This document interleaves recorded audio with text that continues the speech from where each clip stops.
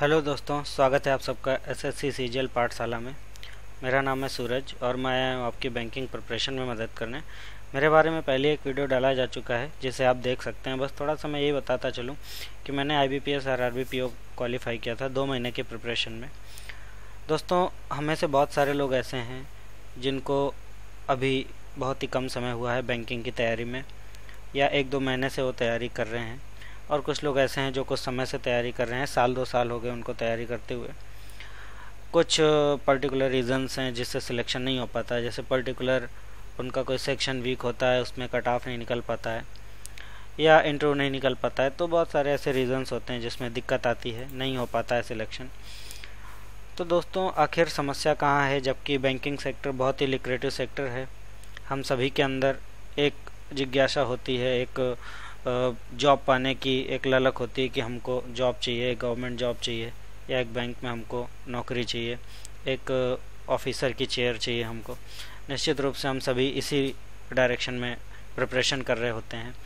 दोस्तों, बैंक में आप जानते ही हैं इस समय हाईएस्ट वैकेंसीज़ वाला सेक्टर है। नियरली 20,000 पर ईयर वैकेंसीज़ निकलती हैं। IBPS RRB clerk, RR nationalised PO clerk, SBI PO, SBI clerk, SIDBI, RBI, NABARD and other cooperative banks हर साल वैकेंसी निकालते हैं।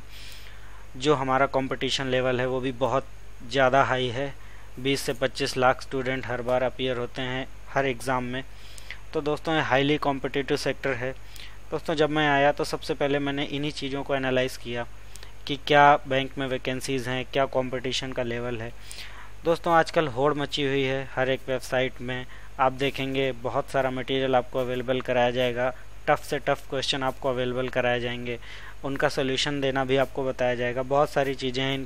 अगर आप ये सारी चीज़ें पढ़ेंगे, निश्चित रूप से आपके पास बहुत सारे जो खर्रे होते हैं वो जमा हो जाएंगे। अगर आप उन चीज़ों को समेट नहीं पाए तो सारी चीज़ें बिखर के रह जाएंगी।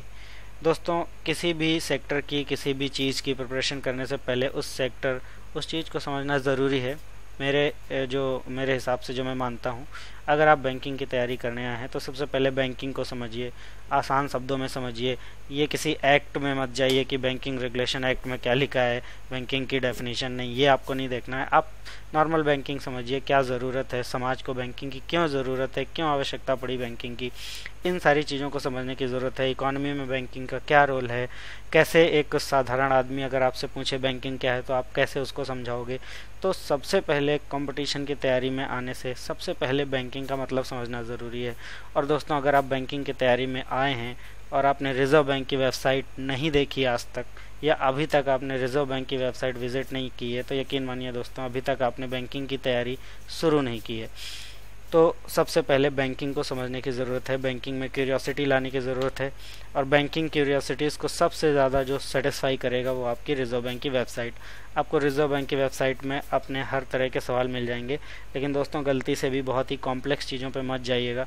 जो टफ़ इकोनॉमिक के लेक्चर्स उसमें पढ़े हैं, या जो टफ़ रिपोर्ट्स आती हैं इकोनॉमी की, उनको समझने की कोशिश मत करिएगा। उसके फ्रीक्वेंट आस्क क्वेश्चन सेक्शन में जाइए और आपको जो रिलेवेंट जानकारी है अपने सेक्टर की वो आपको मिल जाएगी बहुत ही आसानी से। तो दोस्तों, सबसे पहले अपने को यही करना है कि बैंकिंग क्या है, बैंक कैसे वर्क करते हैं, आरबीआई उसको कैसे कंट्रोल करता है, ये समझने की ज़रूरत है। तो ये आप रिज़र्व बैंक की वेबसाइट में जाके फ्रीक्वेंट आस्क क्वेश्चन ज़रूर से ज़रूर पढ़िए, तब आपको वास्तव में पता लगेगा कि बैंकिंग है क्या। अब बैंकिंग जब आप समझ जाओ कि नहीं यार, बैंकिंग ये है, इसमें हमें वर्क करना है, ये ऐसा कल्चर है, इस तरह से इसमें काम होता है, देन हमें उसमें जाहिर सी बात है जाने के लिए एक सीट चाहिए होगी, हमें एक पद चाहिए होगा बैंक में, किसी भी बैंक में। हमारे पास बहुत सारे बैंक्स हैं, हमारे पास नेशनलाइज्ड हैं, आरआरबीज़ हैं, कोऑपरेटिव बैंक्स हैं, हमारे पास एग्जिम बैंक है, हमारे पास फॉरेन बैंक्स हैं, प्राइवेट बैंक्स हैं, बहुत सारे बैंक्स हैं। जिसमें भी आप जाना चाहें, निश्चित रूप से आप गवर्नमेंट या नेशनलाइज बैंक में ही जाना चाहेंगे, या फिर रीजनल रूरल बैंक्स आरआरबीज़ में जाना चाहेंगे। प्राइवेट बैंक्स में तो शायद आपकी दिलचस्पी नहीं होगी, मेरा ऐसा मानना है। तो दोस्तों, बात करते हैं क्वांट की। जो क्वांट सेक्शन है, आजकल क्वांट के नाम से कम और डाटा इंटरप्रिटेशन के नाम से ज़्यादा जाना जाता है। लेकिन सबसे पहले अपने को क्वांट में जो ध्यान देना है, सबसे पहले दोस्तों जो क्वांट के बेसिक्स हैं, addition, subtraction, multiplication and division, ये 4 चीज़ें क्वांट की बहुत ही बेसिक हैं और एज अ बैंकर या एज अ बैंकिंग एस्पिरेंट आपको इन 4 चीज़ों में बहुत ही हाई लेवल की कमांड होनी चाहिए। कोशिश ये होनी चाहिए कि इनको सॉल्व करने के लिए आपको कॉपी पेन की ज़रूरत ना पड़े। अगर आप ये 4 चीज़ें तेज़ी से कर लेते हैं, ये आप इनकी प्रैक्टिस करने के लिए आप लोअर क्लास 2, 3, 4 की आप बुक्स सॉल्व कर सकते हैं। हाई कमांड होनी चाहिए आपकी। याद रहे दोस्तों कि कॉपी पेन की ज़रूरत कम से कम हो।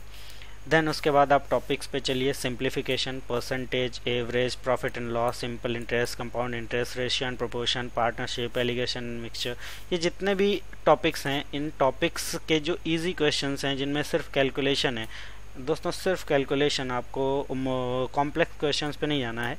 सिर्फ कैलकुलेशन बेस्ड क्वेश्चन जो इजीली कैलकुलेट करके आ सकते हैं, उनको आपको क्विक एज यू कैन, जितना आप तेज़ी से कर सकते हो, जितनी आपकी क्षमता है उतनी तेज़ी से आपको करना है।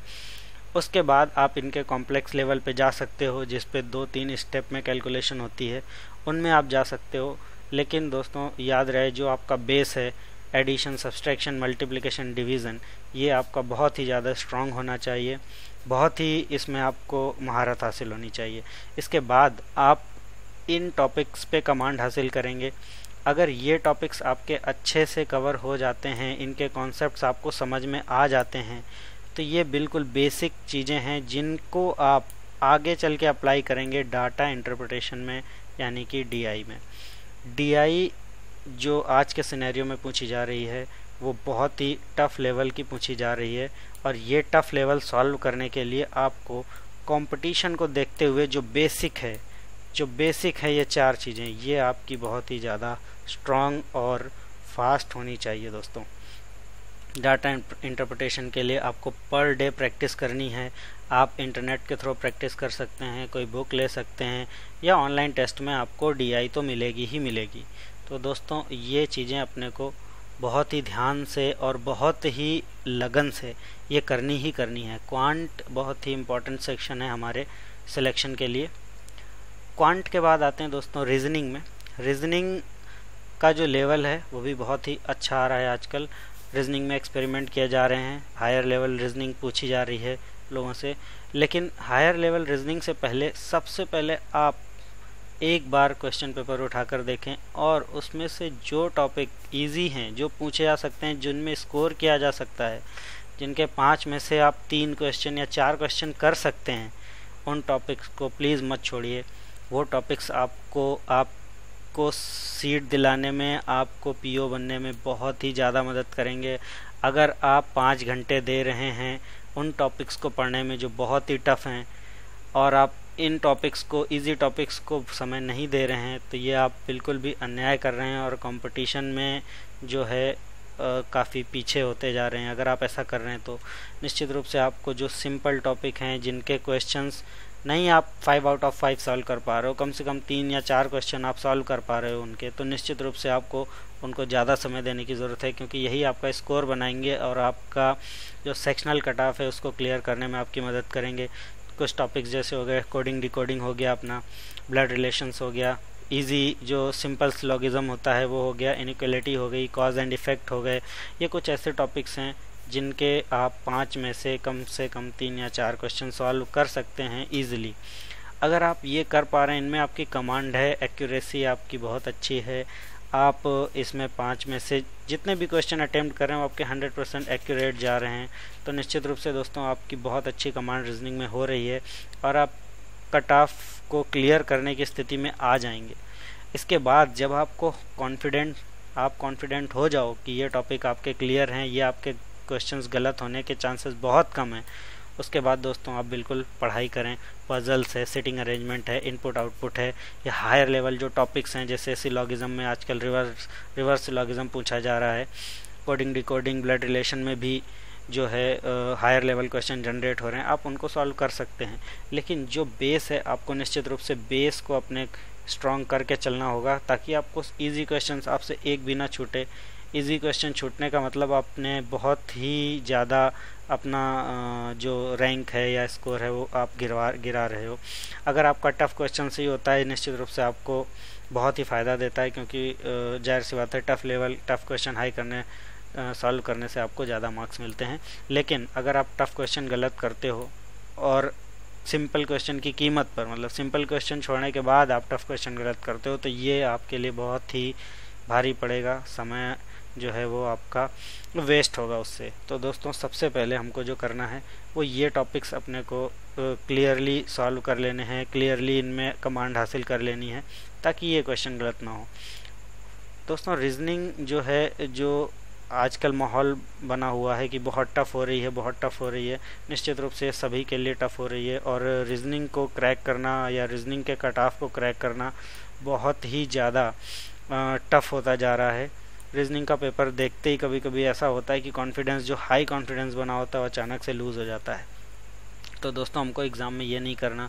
हमें जो क्वेश्चन नहीं आ रहा, हमें वो एक नज़र में उसको छोड़ना है। हमें जो क्वेश्चन आ रहा है हमें वो अटेंड करना है। हमारा फोकस होना चाहिए कि हमें जितना आ रहा है हम उतना 100% एक्यूरेसी के साथ करें। उसके बाद जो चीज़ें टफ़ हैं हम उन पे ध्यान दें। तो दोस्तों रीजनिंग के बारे में जो भी आपको अगर कुछ डाउट्स हों, जो टॉपिक्स पढ़ने हों, मैं आगे आपको लेक्चर प्रोवाइड कराऊंगा जिसमें आपको बताऊंगा कि कैसे आप टफ़ क्वेश्चंस को इजीली सॉल्व कर सकते हैं। तो मैं यहाँ पर आपको ये चीज़ें प्रोवाइड कराऊंगा।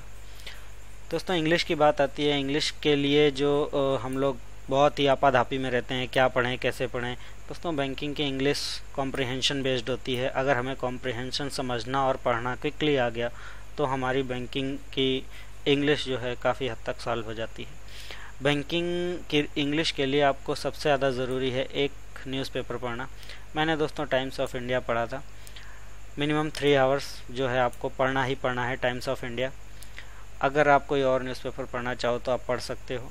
इकोनॉमिक्स टाइम है, हिंदू है, आप उनको भी जो है वो कर सकते हो। अगर आप आपकी क्षमता है करने की तो आप कर सकते हो, उसमें कोई दिक्कत नहीं है। बुक्स की बात करते हैं तो SP बख्शी ग्रामर के लिए बेस्ट बुक है। अब मिरर ऑफ कॉमन एरर, आपकी अगर एरर फाइंडिंग जो पावर है आपकी अगर बढ़ानी है तो ये बुक आपकी बहुत मदद करेगी। और हमारे इस चैनल पे पड़े हुए उज्ज्वल सर के लेक्चर्स निश्चित रूप से आपको बहुत फ़ायदा देंगे। तो अगर आप चैनल के थ्रू ही पढ़ना चाहते हैं तो उज्ज्वल सर के लेक्चर्स ही मोर देन इनफ हैं। कंप्यूटर की बात करते हैं तो कंप्यूटर क्लास 8th लेवल आता है। क्लास 8th लेवल के क्वेश्चंस जो कंप्यूटर में आपसे पूछे जाते हैं, इतना टफ नहीं होता, ये नॉर्मली सॉल्व हो जाता है। आपको थोड़ा सा ध्यान देने की ज़रूरत पड़ेगी इसमें, तो कंप्यूटर ईज़िली सॉल्व हो जाता है। रही बात मार्केटिंग की, SBI जो है मार्केटिंग से भी क्वेश्चन पूछता है। और जो मार्केटिंग के क्वेश्चन होते हैं वो मीडियम लेवल के होते हैं, बहुत इजी भी नहीं होते और बहुत टफ भी नहीं होते। इसके लिए आप कोई अच्छी कॉम्पिटिटिव बुक मार्केट से ख़रीद सकते हैं और उसको पढ़ सकते हैं। और मार्केटिंग में मैं आपको लेक्चर भी प्रोवाइड करवा दूंगा आगे चल के, तो आपकी जो तैयारी होगी वो बेटर हो जाएगी। तो दोस्तों बैंकिंग की जो ओवरव्यू है, जो तैयारी है, जो स्ट्रेटजी है, हमको क्या करना है, जो कंक्लूज़न निकलता है वो यही है कि हमको जो चीज़ें आती हैं, जो चीज़ें सबसे पहले सॉल्व की जा सकती हैं, जो सबसे आसानी से सॉल्व हो सकती हैं, हमको सबसे पहले वो सॉल्व करनी है। देन हमें कमांड हासिल करनी जो टफ़ चीज़ें हैं। टफ़ चीज़ों को सॉल्व करने से हमारा जो स्कोर तो बढ़िया होता ही है, साथ ही साथ हमारी रैंक इम्प्रूव होती है। हमें जो टफ़ क्वेश्चन करने के एक्स्ट्रा मार्क्स होते हैं वो मिलते हैं, क्योंकि जो पेपर सेट होता है वो डिफ़िकल्टी लेवल के बेस पे मार्क्स होते हैं। अगर आप डिफ़िकल्ट क्वेश्चन सॉल्व करते हो तो आपकी उसमें प्रायोरिटी बढ़ जाती है, आपको ज़्यादा मार्क्स मिलते हैं उन बच्चों के कंपैरिजन में जिन्होंने सिंपल क्वेश्चन किए होते हैं। लेकिन आप सिंपल क्वेश्चंस को इग्नोर नहीं कर सकते। टफ़ क्वेश्चन सॉल्व करने से पहले आपके सिंपल क्वेश्चंस जो भी हैं, जितने भी हैं, वो आपके सॉल्व होने चाहिए और 100% एक्यूरेसी के साथ सॉल्व होने चाहिए। तो दोस्तों ये स्ट्रेटजी अगर आप बनाएंगे तो निश्चित रूप से आपको एक सीट मिलेगी, आपको एक अधिकारी की कुर्सी मिलेगी, जो कि आपका एक अल्टीमेट टारगेट है। तो दोस्तों मैं आपसे एक रिक्वेस्ट और करना चाहूँगा कि आपको यदि बैंकिंग से रिलेटेड कोई भी जानकारी चाहिए, कोई भी टॉपिक चाहिए जो आप पढ़ना चाहते हो, तो आप कमेंट सेक्शन में जाके कमेंट करो। मैं अपने शेड्यूल में से थोड़ा समय निकाल के निश्चित रूप से आपको लेक्चर्स प्रोवाइड कराऊंगा, वो टॉपिक आपको बताऊंगा, चीज़ों को सॉल्व करने के सिंपल तरीके, जो शॉर्ट ट्रिक्स वगैरह हैं, जो रीजनिंग में आप जो टफ़ चीज़ें आ रही हैं उनको कैसे कम से कम समय में सॉल्व करें, ये सब आपको मैं प्रोवाइड कराऊंगा। लेकिन इसके लिए आपको कमेंट करना पड़ेगा जो आपको ज़रूरत है। तो दोस्तों, keep commenting and keep sharing this page and please don't forget to subscribe this channel. Thank you.